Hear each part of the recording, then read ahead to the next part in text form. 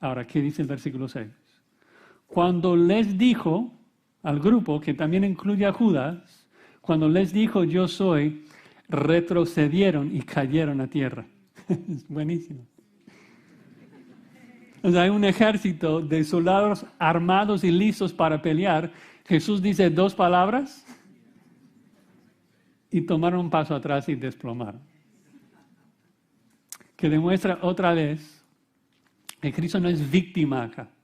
Si Cristo quiere derrotarlos, fácilmente puede. Segunda de Tesalonicenses 2:8 dice que Cristo puede matar con el aliento de su boca. Jesús es Dios. Isaías 11:4 dice que Dios herirá la tierra con la vara de su boca y con el espíritu de sus labios matará al impío. La palabra de Cristo tiene poder para crear todo, Juan 1, poder para destruir todo. Ahora, ¿por qué cayeron cuando dijo yo soy? Bueno, el texto no lo especifica. Pudo haber sido simplemente una demostración del poder de Dios obrando en Cristo. Pero parece que hay una conexión con el nombre de Dios en Éxodo 3:14. ¿Recuerdan en Éxodo 3:14 cuando Moisés pregunta a Dios cuál es tu nombre? Que Dios contesta, mi nombre es Yo Soy. Que traducido al griego, en la Septuaginta, la Biblia que los judíos en el tiempo de Jesús usaban, sería ego eimi, la misma frase que vemos aquí, que Cristo dice. Y entonces cuando Cristo pronuncia el nombre de Dios, yo soy, cientos de soldados, una multitud de personas, incluyendo a Judas, toman un paso atrás y se desmayan. ¿Te imaginas esa escena de soldados listos para pelear y todos se tumban? O sea, mucho sonido, linternas, antorchas y mucho movimiento y luego silencio. Todos. Ahora, interesante también, ¿no? De que eso no solamente demuestra de que Cristo es arrestado porque quiere ser arrestado. No es de que ellos eran más fuertes que Él. Él es arrestado porque Él se entrega. Pero también es interesante, ya que acabamos de terminar nuestro estudio de Juan 17, cuando Cristo enfatizó tanto la Trinidad, que hay 3 personas dentro de la Trinidad. ¿Cómo entendemos esto? O sea, pensando en la Trinidad, ¿qué persona de la Trinidad hizo que esos soldados se desmayaran? ¿Fue el Padre, el Hijo o el Espíritu Santo? O sea, a veces no es necesario especificar, o sea, Dios es un solo ser. Pero es interesante porque, claro, Cristo pudo haberlo hecho. Pero cuando yo leo la historia, me parece que no es lo que pasó, sino que aquí, como mencioné, tenemos un énfasis en la genuina humanidad de Cristo que está entregándose a sí mismo para morir en lugar de hombres. Tenemos un énfasis aquí no de Cristo en su gloria, sino Cristo en su humillación. Vemos a Cristo cumpliendo la ley por nosotros, muriendo en nuestro lugar como hombre. Me parece más probable de que es el Espíritu Santo que hizo que los soldados se desmayaran para demostrar a Cristo y a nosotros, y los discípulos, que nadie tenía poder sobre Él. El Espíritu Santo mostrando a Cristo que ellos no podrían hacerle nada sino lo que el Padre había decretado en su sola potestad. Entonces Cristo dice, yo soy, y Dios hace que el ejército completo se desmaye para señalar nuevamente que este Jesús es mi Hijo. Y es interesante que Pedro, cuando estaba hablando de los milagros de Jesús, lo describe así también en Hechos 2:22. Hechos 2:22. Pedro, ahí en el día de Pentecostés, hablando a los judíos, dice, varones israelitas, oíd estas palabras. Jesús Nazareno, varón aprobado por Dios entre vosotros con las maravillas, prodigios y señales que Dios hizo entre vosotros por medio de Él, como vosotros mismos sabéis. Dios obrando milagros por medio de su Hijo Jesucristo, demostrando que es su Hijo, maravilloso. Bueno, continuamos, versículo 7, dice que volvió pues a preguntarles, ¿a quién buscáis? Y ellos dijeron a Jesús Nazareno. Es que Cristo es quien está en control aquí.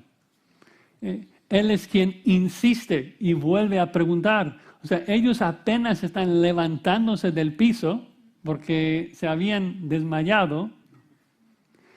Y Cristo es quien empuja.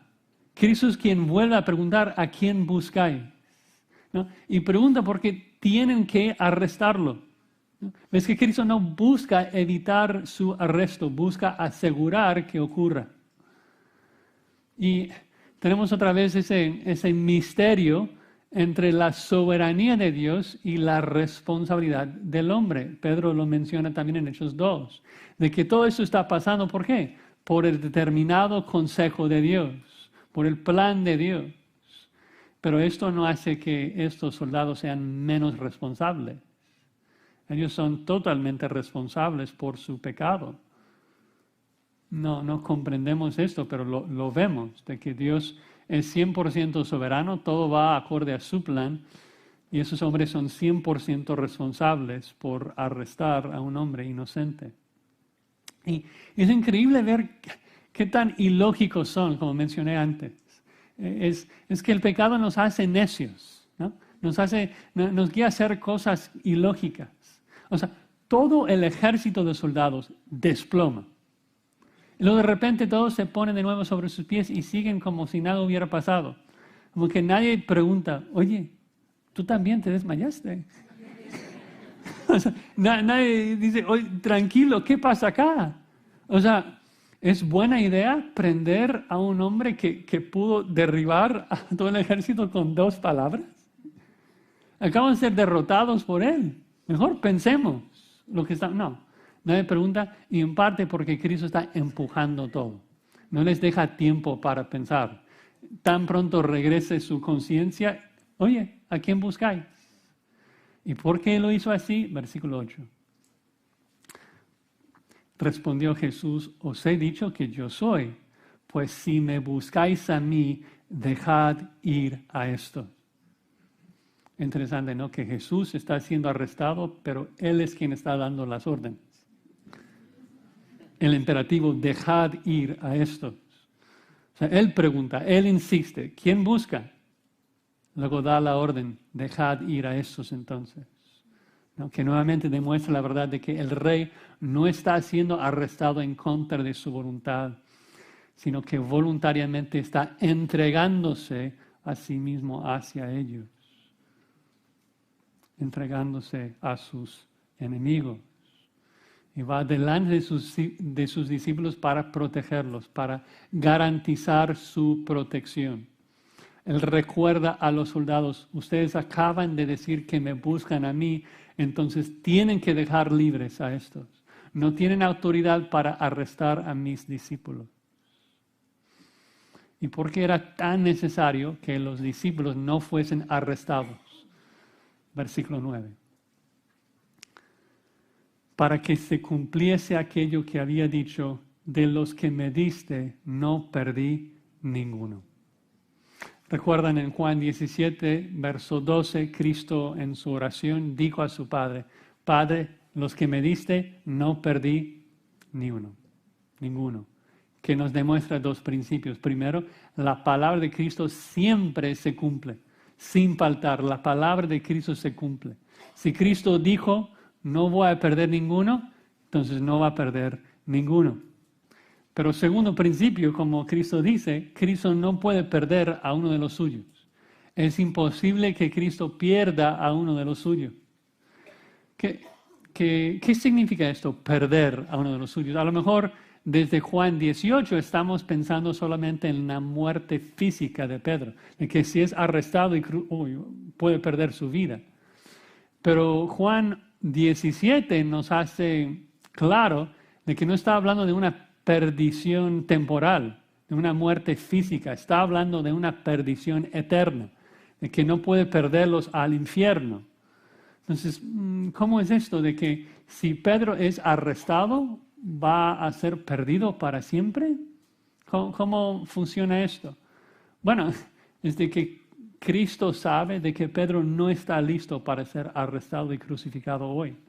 Si eso le pasa a Pedro hoy, sí, su fe fallaría. No está capaz de aguantar esto hoy. Necesita el Espíritu Santo primero. Que es obvio en el contexto, cuando seguimos estudiando, Pedro va a negar que conoce a Cristo a una niña en unas horas. Abandonar a Cristo. La fe de los discípulos, la fe de Pedro, si fuese arrestado hoy, fallaría. Si Pedro tuviera que enfrentar su cruz hoy, su fe perece. Sería más allá de lo que podría aguantar. Cristo lo sabe. Dices, oye, Josías, ¿estás diciendo de que Pedro puede perder su salvación? No, es por eso. Es por eso que Cristo le protege de una amenaza más allá de su capacidad de aguantar. Cristo sabe que de que Pedro no puede enfrentar una cruz hoy. Entonces le protege y le preserva hasta Hechos 2, le da su Espíritu Santo, le capacita. Pedro va a terminar en una cruz, sí o sí, pero no hoy. No puede enfrentarlo hoy. No está listo. Entonces Cristo le protege físicamente de ser arrestado para protegerlo eternamente. Que es un principio que vemos a lo largo de toda la Biblia. Por ejemplo, Pablo lo pone así, un versículo que tiene memorizado, 1 Corintios 10, 13. No os ha sobrevenido ninguna tentación que no sea humana, pero fiel es Dios que no dejará ser tentados más de lo que podéis resistir, sino que dará también juntamente con la tentación la salida para que podáis soportar.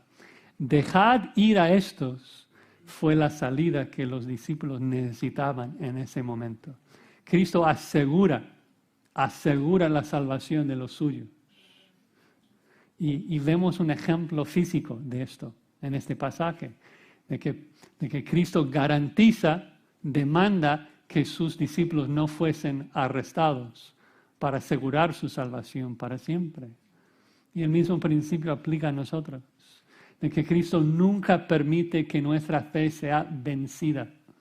Obvio, caemos en pecado, caemos en tentación, pero cuando hay situaciones que nos destruirían eternamente, Cristo jamás permite esto. Cristo nos protege de cualquier situación que destruiría nuestra fe. Él siempre garantiza nuestra salvación. Eso se ve aún más claramente en la tercera manera que Cristo nos protege, versículo 10. Tercera manera que Cristo nos protege es que se entrega por nuestra protección eterna. Dice verso 10, entonces Simón Pedro, que tenía una espada, la desenvainó e hirió al siervo del sumo sacerdote, le cortó la oreja derecha.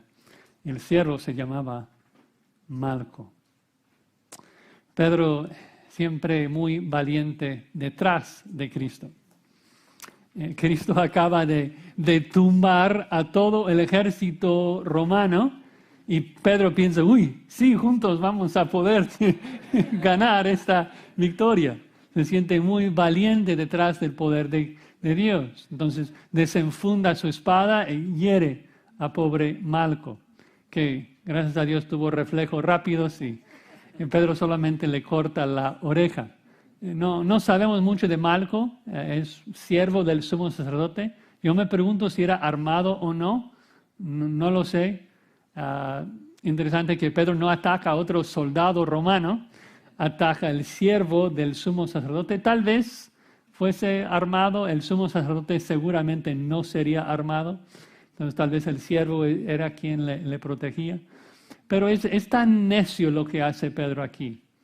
En el contexto, Cristo se adelantó en frente de sus discípulos. Cristo garantizó su protección. Estaban libres, podrían salir. Cristo está entregando su vida para proteger a sus discípulos. Y Pedro saca una espada para pelear. Va totalmente en contra del plan. La voluntad de Pedro es contraria a la voluntad de Cristo. Y ha sido así varias veces en los evangelios, tristemente, que Pedro intenta parar la cruz. Y Cristo tiene que decirle quítate de mí, Satanás, que Pedro estaba estorbando el plan de Dios. Es una obra satánica tratar de impedir que se lleve a cabo el plan de Dios. Cristo supo que la única razón que había venido al mundo era para morir en aquella cruz. Bueno, los lectores originales ya sabían que Cristo sanó a Malco, los otros evangelistas lo cuentan, entonces no era necesario decirlo acá porque distrae del punto principal que encontramos en el verso 11. Que en el 11 dice que Jesús entonces dijo a Pedro, mete tu espada en la vaina, la copa que el Padre me ha dado, ¿no la he de beber? Muchas lecciones acá importantes. Primero para los lectores originales. No sé si lo sabían, si lo he mencionado, pero Juan se escribe décadas después de los otros evangelios, durante probablemente el tiempo más difícil en términos de persecución en toda la historia del cristianismo. El emperador es Domiciano, era ya ilegal ser cristiano y los romanos estaban matando a muchísimos cristianos durante el escrito del Evangelio de Juan. Y una gran pregunta que todos hubieran tenido es, ¿qué hacemos? ¿Qué debe hacer la iglesia frente a la persecución romana? ¿Cómo lo enfrentamos? ¿Debemos pelear contra los soldados? ¿Qué hacemos? Y aquí vemos la respuesta definitiva, que no. Obvio, Cristo pudo haber peleado, Cristo pudo haber ganado.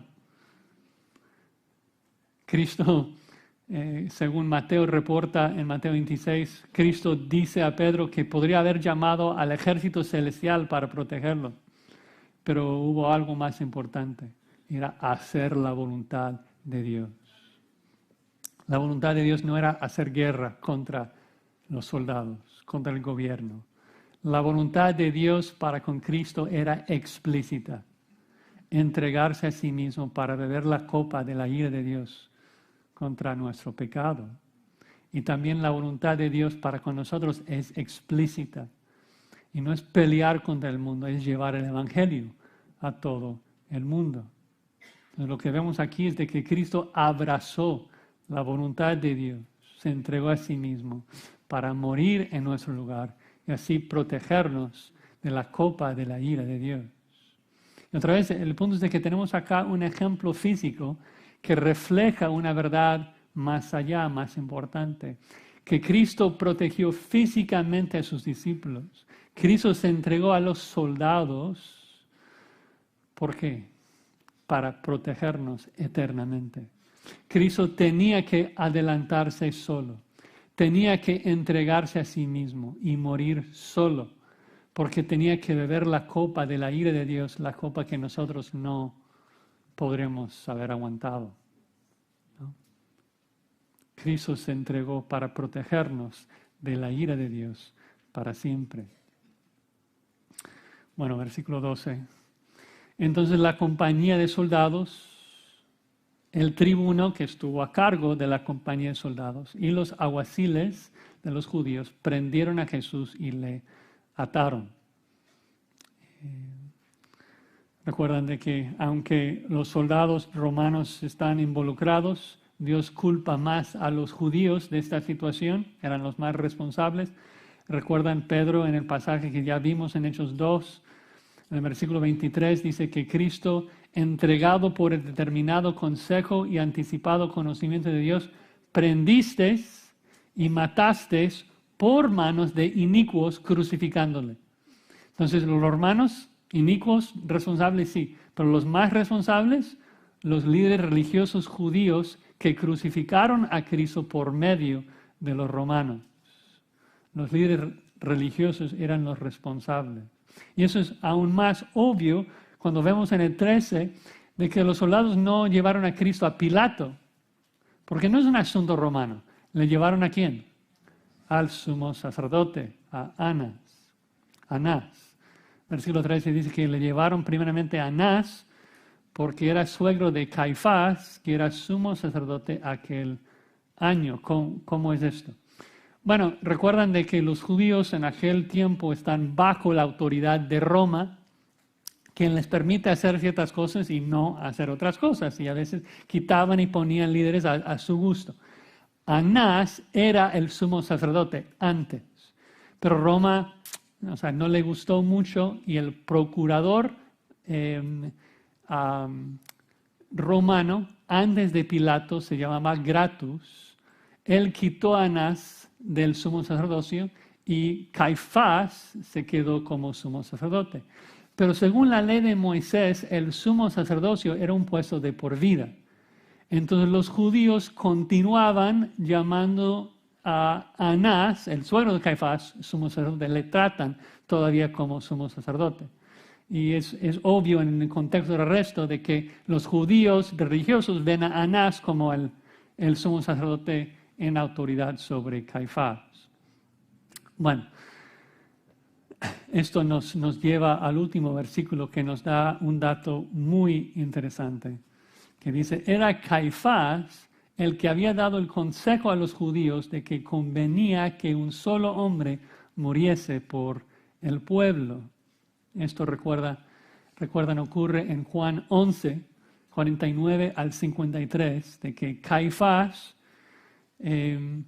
recibió una profecía de parte del Espíritu Santo. O sea, es un crédulo Caifás, pero Dios profetiza por medio de él. Dios puede usar quien quiera. Usó el asna de Balaam, y ahora usa a Caifás para profetizar de que Cristo tenía que morir por la nación, ¿no? Dice en Juan 11, versículo 51, esto no lo dijo por sí mismo, sino como era sumo sacerdote aquel año, profetizó que Jesús había de morir por la nación. Ahora, ese es el punto, es magistral la forma en que Juan conecta todo. Caifás, un hombre incrédulo, pecador, cuando profetiza de que Jesús tiene que morir por la nación, él da por sentado de que eso significa que Jesús tiene que morir por Israel para salvarlos del aire de Roma. ¿Cómo es esto? Bueno, es que recuerden de que muchos judíos estaban siguiendo a Cristo. Muchos judíos seguían, multitudes seguían a Cristo. Y los líderes religiosos temían de que iba a llegar a ser una insurrección. Temían de que si la gente seguía a Cristo mucho más, de que Roma vendría a matarlos y quitarles su nación. Entonces, cuando Dios profetiza por medio de Caifás de que Cristo moriría para salvar a su pueblo, Caifás piensa, ok, Cristo tiene que morir para salvarnos del aire de Roma. Pero ves la ironía, ves la sabiduría de Dios, de que está guiando todo para que Cristo pueda morir para salvar a su pueblo de la ira de Dios. Pero el punto es de que los líderes religiosos están muy dispuestos a matar a Cristo pensando que les iba a salvar de Roma, cuando en realidad lo hicieron para su propia condenación y para nuestra salvación eterna. Increíble que Cristo se entregó a sí mismo, no para salvar a Israel de Roma, sino para protegernos eternamente del justo castigo de Dios que tú y yo merecemos. Nosotros somos los que debemos beber esa copa llena de la ira de Dios en contra de nuestro pecado. Y Cristo se adelantó. Cristo lo tomó en nuestro lugar, muriendo en la cruz. Una bendición. Bueno, para concluir, quisiera regresar a una palabra en el primer versículo que dice de que Cristo entró en un huerto. Ningún otro evangelista menciona esto, que era un huerto. Y aunque no creo que sea intencional, porque la palabra griega aquí, huerto, no es la misma palabra que ocurre en la Septuaginta de Génesis 2 y 3. Es interesante, por lo menos para mí, cuando yo leí de que Cristo entra en un huerto aquí en Juan 18, me recuerda a otro huerto, el huerto de Edén, donde hubo un hombre, Adán, que tuvo el mandato de Dios de no comer del árbol. ¿Y qué hizo Adán? Desobedeció, hundiendo toda la raza humana en pecado y condenación. Y ahora aquí en Juan 18, el segundo Adán voluntariamente entra en un huerto. El segundo Adán recibe un mandato de Dios, de ser crucificado sobre el madero. ¿Y cómo actúa?